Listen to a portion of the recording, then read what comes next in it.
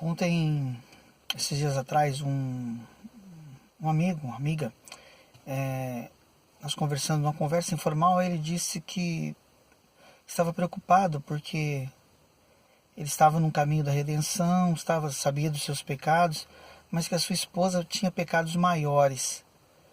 E isso eu comecei a refletir sobre essa diferença, essa visão que nós temos de um pecado ser maior do que o outro, e procurando nas escrituras, na Bíblia, encontrei três tipos de pecado.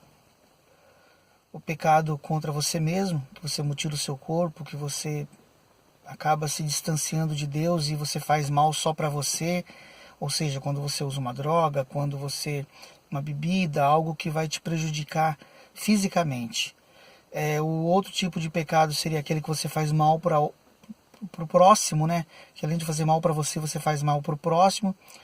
E o terceiro pecado que é citado na Bíblia, que é um pecado que é imperdoável para Deus, é o pecado contra o Espírito Santo. E é interessante quando nós não separamos esses tipos de pecados, e assim, porque quando você está pecando, como Davi mesmo, Davi comete adultério, coloca a vida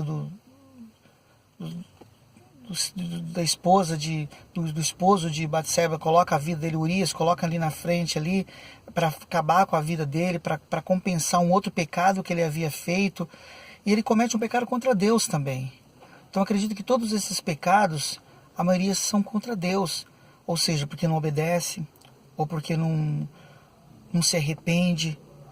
E nós temos a tendência a minimizar os nossos pecados e aumentar os pecados das pessoas, como se isso fosse justificar os nossos pecados. É aquela forma assim, eu estou pecando, eu tenho um pecadinho, mas aquela pessoa peca mais do que eu.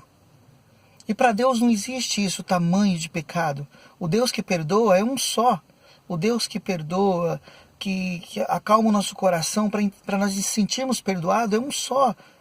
Lógico que na nossa concepção humana, aquela pessoa um exemplo, que rouba uma galinha, rouba algo para comer, a gente tenta justificar que é diferente de uma pessoa que assalta um banco, aquela pessoa que mata para comer ou que faz qualquer outra. Mas para Deus não existe diferença entre essas pessoas, porque se tivesse para Deus diferença entre essas pessoas, Davi não teria sido segundo o coração de Deus, um homem segundo o coração de Deus.